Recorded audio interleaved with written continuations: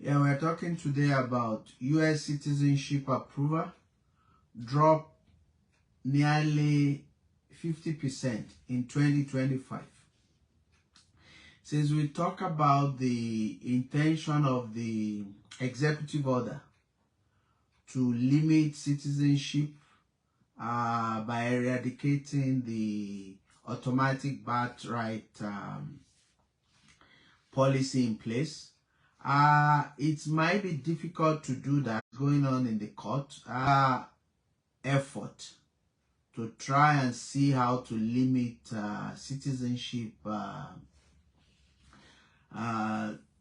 from the immigrant getting American citizenship.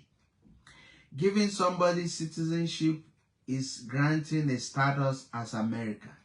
So the government realized that, and the intention is that it was meant for the descendants of the slaves at that time, and immigrant was not in the picture at that time. So all effort are being made to try and streamline who become an American citizen or who is out or is ineligible.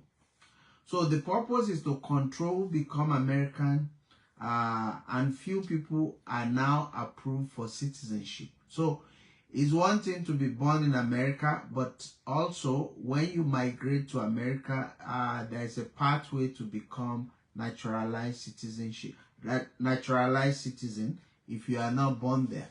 But the government is trying to curtail all this, but it's very difficult. But there are other creative ways they are trying to look at. So we try to look at USCIS data. The recent one is troubling now. It started probably in 2025, which is the US Citizenship and Immigration Services. Their data is now showing fluctuation in application and decline in approval of application to become American citizen. Previously, they are enthusiastic to apply, and it will be granted once you meet the basic requirement. But now it's becoming cumbersome because of the mindset to reduce who and how you become an American citizen, even if you are born there. Like we talk about the ancestral origin of somebody who's supposed to become an American. So the data revealed that total naturalization approval went from the number of people that applied were about 90,000. That's about, the specific number was 88,488 at the peak of 2025. Now it's reduced to 32,862 in January 2026, which is a significant decline. It's the lowest ever since US Citizenship and Immigration Services, that's USCIS, has started tracking the data. So despite the record high interest, there are a lot of people who are interested to become American citizens, who have qualified, they're eligible, they've qualified. But fewer immigrants are applying now because of the trend. Because fewer are being approved, not like before that everybody is almost approved if there is no issue. The rule keep changing mid-process. Unlike before, as you start, the rule remain the same. When you start till you are approved and you do your swearing in and become an American citizen. But the rule is even changing in the middle of the process. Even after you apply, the change of circumstances, change of rules, or any regulation can still affect the application. So there has been consideration for policy changes. One of the way they believe they can curtail this is one, to strengthen the English language requirement so that you are sound in writing English, speaking English, listening to English, and then reading English. And that will be more difficult for many people, which is another back door to curtail how many people or the volume of people who become eligible to become a citizen. Even if they're eligible and they qualify, even if they apply, these are stringent measures to make sure many are excluded. Also, they are considering applicants from certain country to be high risk, even though they qualify, but because of their country of origin, they are trying to put some people on watch that it might be dangerous for them to become an American citizen. So that's another consideration now that make it more difficult and more possible now to exclude many people. The other one is screening social media for anti-American activity. Most of us now that have social media, either Facebook, TikTok, and all social media applicable, they are trying to review it. Once you apply, they will go and look at your social media, see what you've said in the past about America. So if it's anti-America, then they might consider the fact that your application could be delayed or you might be ineligible. So depending on your situation. So you have to be more careful now that they are reviewing your social media activity. You need to put something constructive and something that will not implicate you in any shape or form. They also introduced, I believe in August 2025, good moral character. Officers will now consider both positive contribution, like community involvement, and tax compliance, which were not there before. But they need to know, are you filing your tax promptly now? Are you back in terms of delay in complying with the tax filing process? Every year to present, have you filing your tax? If anyone is outstanding, it should be probably the latest one, and which you might say you are about to do that. Maybe you are waiting for document from your employer or from your business if you are self-employed. So all these are becoming an issue which were not really significant before, but they are looking for every possible loopholes to make people ineligible and exclude as much as possible to become American citizens. Also, committing certain crime now or questionable behavior can make applicants ineligible. There are some crimes that are pardonable before, they consider minor crime, but it's been upgraded now as part of consideration to become eligible for citizenship. So you have to be careful.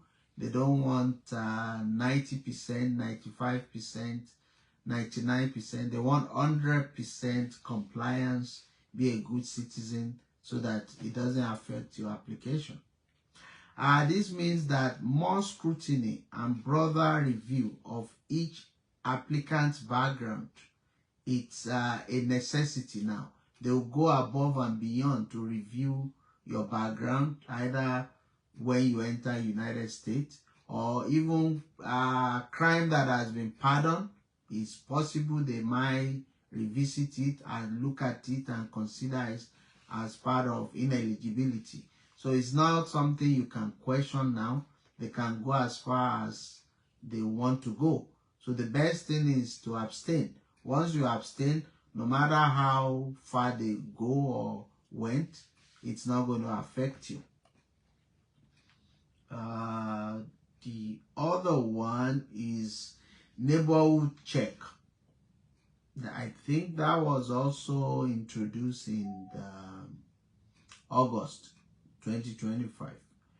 Neighborhood check means that in-person neighborhood check for first time in 34 years now, which might be going to 35 years now. Officer may contact an applicant neighbors, which is your neighborhood, co-workers, or employer to confirm your eligibility. So they can go as far as any liable or any possible way to confirm who you said you are and your character and your activity, probably since you enter United States, if possible before you come to United States, if they have the information in place. So you have to be careful now what you do at work, what you do within your community, what you do with your neighbor. They are watching you. You know, here they always peep on the window to see what you are doing here and there. So you have to be careful. But if you have nothing to fear, nothing to be afraid of, there is nothing wrong. But now they are going above and beyond to check eligibility more than what is required in the on the form. So they can go to your neighbor or your neighborhood and find out who is this person, what is he doing, what do they know about you. So you have to be more careful and just be straightforward. Once you are straightforward and you have good character, there is nothing to worry about. People will not say what you didn't do, I believe, if you have nothing to hide. Especially those people who are making noise and disturbing their neighbor. This is one way to punish you. So you have to be a good friend with your neighbor. Yeah, if you are not a citizen yet, so that you don't know why you are ineligible and they may not disclose to you. So that's the sad aspect of it. Also, if you want to avoid this, it's better if you can, since you know that they might contact your neighborhood, they might contact your co-worker or employer to confirm your character. While submitting the application in the first instance, if you want to be proactive, you can get a testimonial letter and then put it as part of the application, so that you don't say you don't want your neighbor to know you are applying for citizenship and then they contact the same person you said you don't want them to know you are applying for citizenship. So it's better you are proactive, ask for letter of reference. You didn't commit any crime, you just want to make sure you provide complete above and beyond application so that it will avoid delay and then it will go on smoothly. They're also trying to expand the civil test question bank. You need to know about U.S. history and the U.S. government to become a citizen. So they're trying to expand. I believe the question used to be 10, get 6 out of 10, but they are trying to increase it to 20 so that you get 12 out of 20 questions correctly from a large pool of 130 questions. So they are trying to expand as much as possible. The increasing the anxiety and potential for failure. So if you have 130 questions, your anxiety will be increased and you might lead to failure. So it's a tactical way of trying to see how possible they can reduce how many people are eligible. If you are anxious, you might know the question, but since you are anxious, you might answer in the wrong way. So these are tactics that if the law is not working, at least there are administrative measure to reduce and make the eligibility cumbersome for some people. But if you are well prepared, I think you can overcome all this. Then living the United States for more than 6 months as a green card holder. USCIS, that's the United States Citizenship Immigration Services, will presume that you abandon your permanent residence in the United States and they'll deny you your US citizenship application. So you have to make sure you don't stay beyond the required time to be outside of United States while you are still a permanent resident, not a citizen. So there is a restriction. It's better you consult or you find out before you travel for a long time, because if you go out and come back, even though if you are lucky to have returned to United States without any barrier, it might show your application, because they will see your exit, they will see your entrance when you return back, and it might be an issue. So the best thing is to be proactive. Try to know how long can you go, and if you're going to go beyond the required time, you might be proactive and make a compassionate reason why you must stay beyond the required time, so that you have the approval before you go. It's not when you come back you start to explain. You know, many immigrants like to play victim. Instead of finding the solution before something happens, we always like to look for remedy by asking, well, what should I do now? Or what can I do now? Or what do we do now? Which you always say, what do we do when you are the one that committed the offense? So the best thing is to be proactive. If you need to pay for paid consultation, go there and pay an expert that I'm going for so time. I believe is beyond the required limited time to stay outside the United States. But if there are exceptional circumstances, yeah, they will grant it. But if you are proactive, it's better than you are reacting when you come back and then it become an issue. The drop reflects declined confidence in the U.S. immigration system. After reviewing all the data, we find out that there's a decline, and a decline in confidence of many applicants, either to apply or those who have applied and having issue. And many people are now thinking twice whether to apply or not to apply, because it's been easy, or it was easy before, but it's becoming cumbersome. But it's not impossible, but it's just difficult now. Because many applicants prefer not to have contact with the federal government till things change now. Most people knows that for sure now. Whatever will make them to be off record, they prefer that now than previously that you want to have interaction with the government, because things are becoming unpredictable. So people prefer to stay out of the general say, out of trouble, by meaning that it's not that you commit any crime, but you are trying as much as possible to limit your interaction with the government. Like we said, even though all these things are scary, but if you are eligible, seek for expert guide so that they can guide you before you apply and then know what they require. And then you apply and your application will go on smoothly. So you shouldn't be discouraged if you have nothing to hide, but you just need not to do it alone now, unlike before.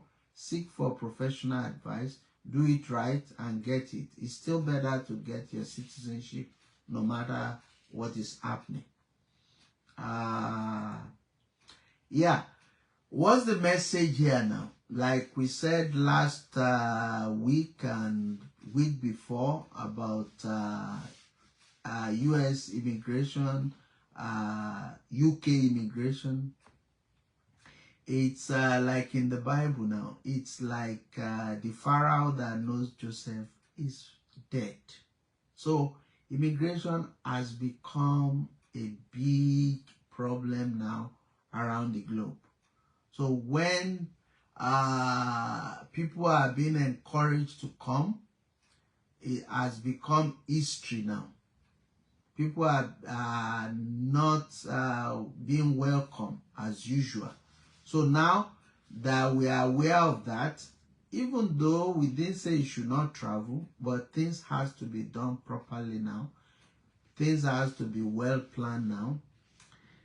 Since we see that since the administration has realized that even though they are still in the Supreme Court now, debating the automatic birthright citizenship, but with the way things are going now, it's unprecedented that even the president attended the first proceeding, which is unprecedented, which shows that he has passion to get things done with the executive order if possible. But it's going to be complex. It might be impossible at this time.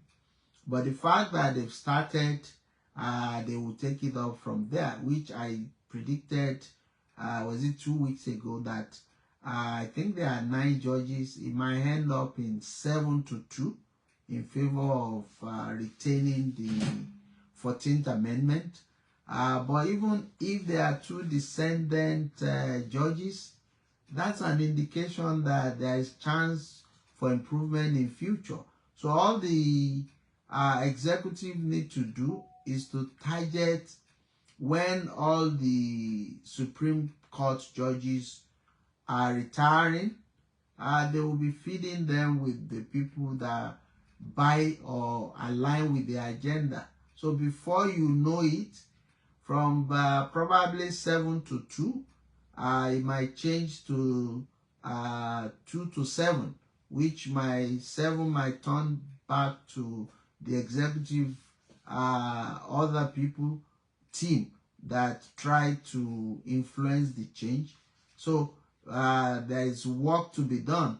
So in the meantime, any wise immigrant now will know now that they are trying as much as possible to explore how to reduce number of people that become American citizens in any shape or form.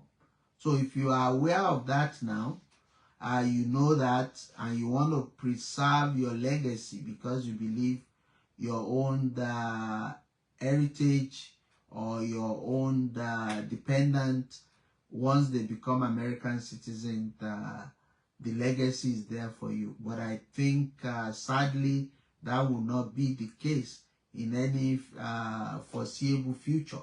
So in the meantime, if you want to preserve your heritage and your children's future, your best bet now is to start exploring the option of giving them option. And the option, like we talked about the other time now, is your ancestral heritage, your root, your ethnic background. You have to start connecting your children with that so that they have the option, if anything change in future while you are long gone, they can continue from there. It's not that they will start from there. So they will start wondering what you're supposed to have given them. You're supposed to give them while you are alive now. This is an awareness that global mobility is becoming controlled and managed now. That is not just free movement now. Even though they might give you your passport that you have free movement to move to many countries, but in reality now, the intent is to limit your movement as a human being. So it's time to be proactive, looking at what could be done in order to manage this situation, not for you, but for your dependent and for your future grandchildren. So by and large, like we said the last time also, you look at Ecclesiastes in the Bible, I believe it's 11, that suggests that diversification of your investment is very necessary. So you diversify, but in that context at that time, they were talking about investment in terms of money market, farming, real estate, any other investment you might be. But they were not anticipating in the Bible about immigration. Immigration is now the new investment around the world. It's the new currency that determines whatever you have. Even many people who have lot of wealth in terms of gold,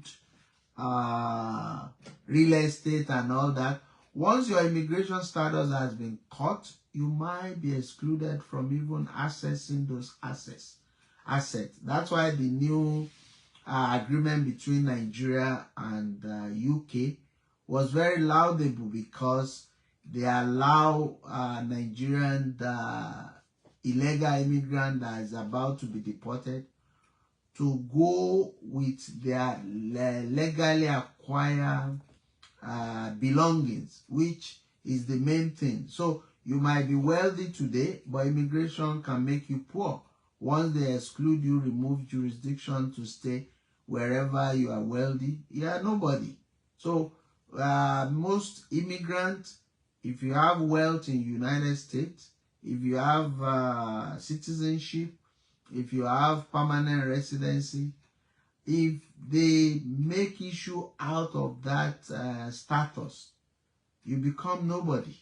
Even if you have a mortgage that is almost paid for or that has been paid for, once they remove your immigration status, you are nobody. You have no, the bank will not entertain any inquiry from you.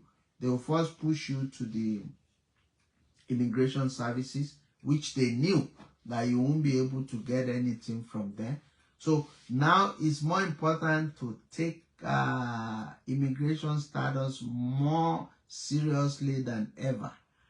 And in addition to that, is wanting to get citizenship or permanent residency in the place of residence now. However, don't rest on the oars like before. Also connect with your heritage, which is your root. You came from somewhere. Connect with that and both make both together now. It's not until it happens we start reacting, because we love to react, we love to play victim, we love to pray for what does not require prayer. So this is a call for action now, that you can see the government is trying everything possible to make sure the number of people who are eligible for citizenship are reducing drastically. You can see even the US Embassy now that they are not even taking application from people who have application unprocessed. There was no communication. Either they are going to return their money, either they are going to process it. They don't know. So immigration is becoming a big issue now, that is the main currency now. You might have immigration status, you don't have money, you don't have a job, you can still be better than somebody who has 10 houses in the United States but doesn't have immigration status. Because one strike like that, you are gone, and everything will depend on your status. You have your house, you have the name there, but if you are unable to claim it because of immigration status, it's a waste. So now, please and please, take immigration status very, very, very serious. And not only taking it serious now, your heritage. This is the time. The trend now is every new countries, especially Europe, America, and any other place you can think of now, they are not seeing the nationality identity in terms of your passport to be a determinant of your identity.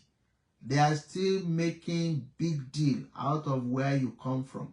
It's only where you come from or where your ancestors come from that cannot be taken away from you. But the new identity you got through naturalization is now shaken, because it may not work now, it may not be practicable now, but once something is giving sign, it's time to take that thing serious, which is now that you can see the executive order. It has never happened. It's almost 150 years that the 14th Amendment has replaced 13th Amendment, which nobody ever questioned an immigrant or making distinction between the descendant of the slave and immigrant. So it's now not just a mere nomenclature now. There are two distinct issues under the law that show us that you are in United States and you are a citizen because your parents or grandparents, your ancestors were slaves in United States. And how do you prove that? There is no way you can prove that. Even though people who came as a student, people who apply through marriage and become U.S. citizens, they're still going to question it, because the only thing they are asking for now is you must be a descendant of the slaves that built America, because the 14th Amendment was used as a compensation for those who built America, because they built it based on cohesion and then cheap labor. So it's a kind of compensation for them.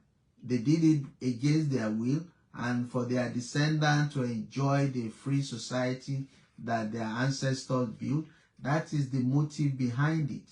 And that's why the 13th Amendment excluded many of the slaves before they amended it to the 14th Amendment that guarantees citizenship and right to vote for all America, or everyone in the amendment that say everyone on the soil of America. But there are radicals now that are saying, yeah, everyone doesn't necessarily mean people who are undocumented, people who are immigrants that came for the purpose of either to study in the United States and go back. So why should they stay and become citizens? Why should they stay, give birth and their children become citizens? That's not the intention of the 14th Amendment. It's debatable, but you don't even need the debate. You just need to be wise, because once they said, how do they say in the Yoruba language, if the owner of the land is telling you that yesterday they've slept at this time, it's telling you it's time to go home. So, meaning that they're telling you now that you are overstaying your welcome. So, it's time to take this very serious, that something is coming. When it's coming, we don't know. But they are desperate now. If they can't use the court process to get their aim done, they are using other administrative mechanisms, which are some of the changes now that have been introduced when you're applying for citizenship. So the number is dropping drastically, like we said, from 90,000 now going to 33,000. That's a significant decline, and we don't know what will happen 2026 now, going to 2027 and going further. So it's a wake-up call, and take action, be wise, and protect your heritage. Thank you for your time.